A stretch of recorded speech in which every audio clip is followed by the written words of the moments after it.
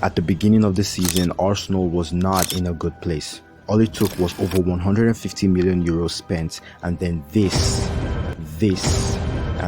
to happen to once again become the laughingstock of the Premier League as they agonizingly made their way down to the bottom of the table. They're useless, brainless, spineless, not good enough, no improvement. Arteta, get out of our just a Pep Guardiola wannabe. The entire world was laughing at them, and their fans just couldn't trust the process.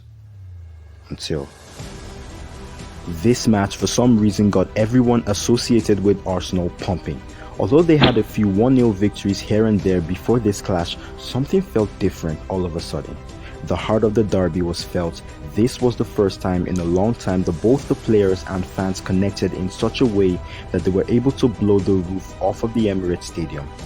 First it was Smith Rowe, then Aubameyang before Saka, and since then, they never looked back, and they soon began their road to redemption. As at the recording of this video, Arsenal currently sits 4th in the Premier League table, and this is something not many had predicted.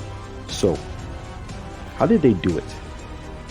This is how Mikel Arteta transformed Arsenal.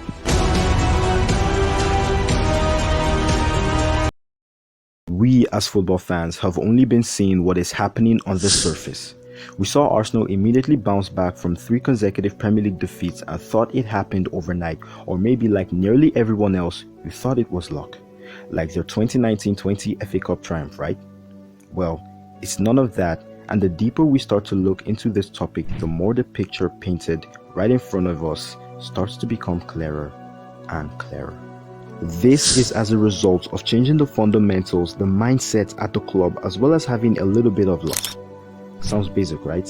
Again, this change, all of this didn't happen overnight. This has been years and years of Arteta cleaning up the mess made by the club's hierarchy, fans, players, and his predecessors.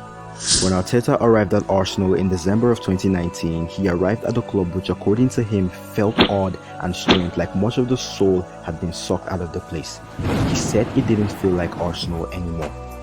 Arsenal was lost, divided, confused, and ensued in chaos.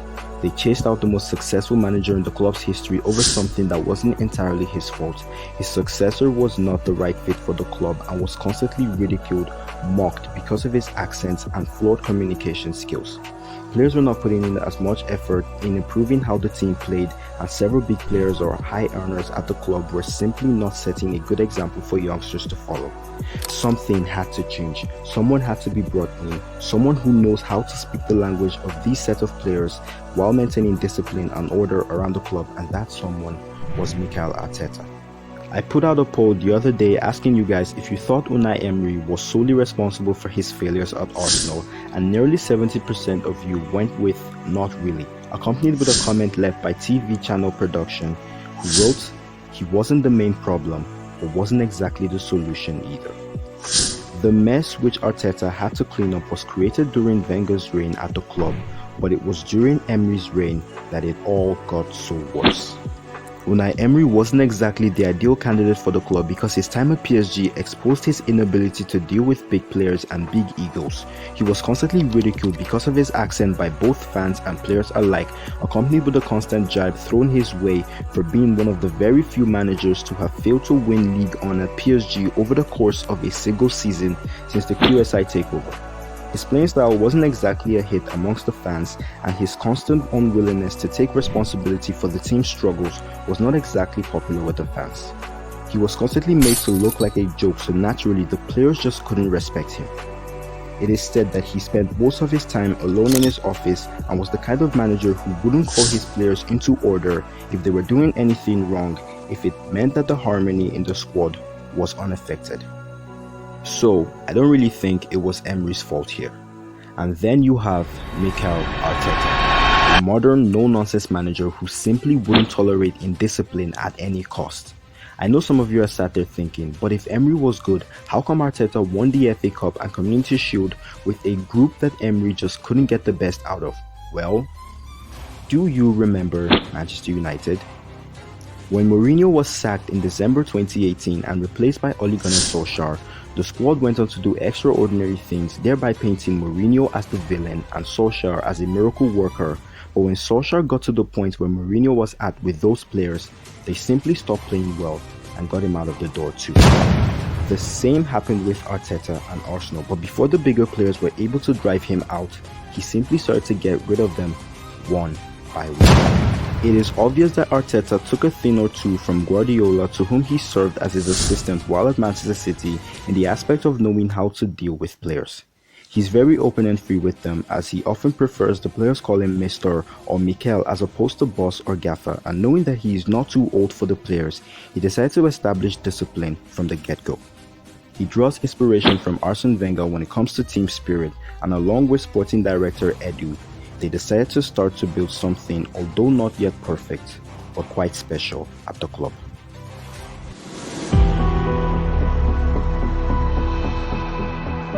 Arteta completely transformed Arsenal on his arrival, but that couldn't have been done without ruffling a few feathers.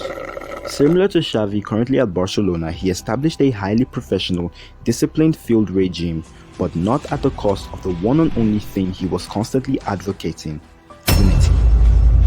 He put up several murals inside of the training ground, all containing inspiring quotes and messages, even one which featured Arsene Wenger. He moved out of his office, which was the room his predecessors had previously occupied, to a room next to that of his coaches and staffs. He also once made the players take their families along to a team trip to Dubai, and also makes them eat lunch together every other day to strengthen team bonds and eliminate things such as the formation of cliques. Arteta was so fixated on squad harmony that he never hesitated to cut, drop, or even sell any player who constantly disrupted it. And this brings me to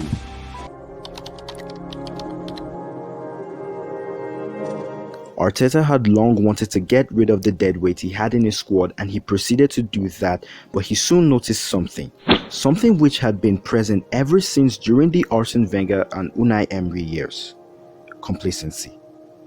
Arteta created a discipline at the club which simply revolved around treating every single player equally and eliminating the overall preference for big-name players to be present in every of the team's starting lineup. In other words, you have to work hard to earn your place in the starting 11. This problem was partly and unknownly expatiated by the fans during the Emery era, when Unai Emery's decision not to play Mesut Ozil came under massive criticism. Emery wasn't exactly satisfied with Ozil's commitment to the team and felt other players were training harder than the German. He was constantly questioned on his decision not to play the playmaker, and at the time Ozil won because the manager was not very liked, but Arteta made sure to break this mold. Although Arteta's reasons for not playing Ozil was not clearly specified, and there were many other things going on with the German at the time which wasn't exactly football related, but isn't it quite strange that both Emery and Arteta just didn't fancy Ozil in their teams? He was the club's highest paid player, and this naturally garnered a lot of attention, definitely not because he has more Instagram followers than the club as a whole. The point here is, and these are just my opinions, star players know that they are big, so therefore if the manager were to do anything drastic, such as dropping them, then the fan base, pundits, and even the media will start to get on his case. Even till this day, Arteta is still being questioned by some on his decision to sell Aubameyang to Barcelona. Aubameyang just wasn't a good influence as captain, especially in a club like Arsenal, which is filled with so many young players.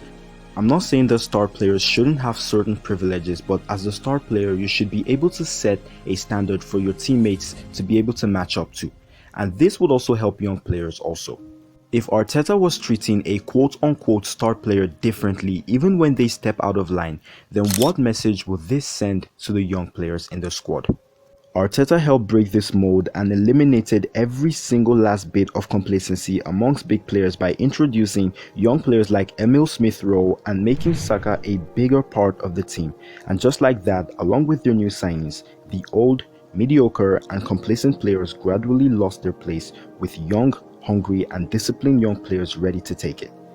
It was definitely not an overnight job, and while the fans were for the most part patient about it, they began to lose their minds at the start of the season.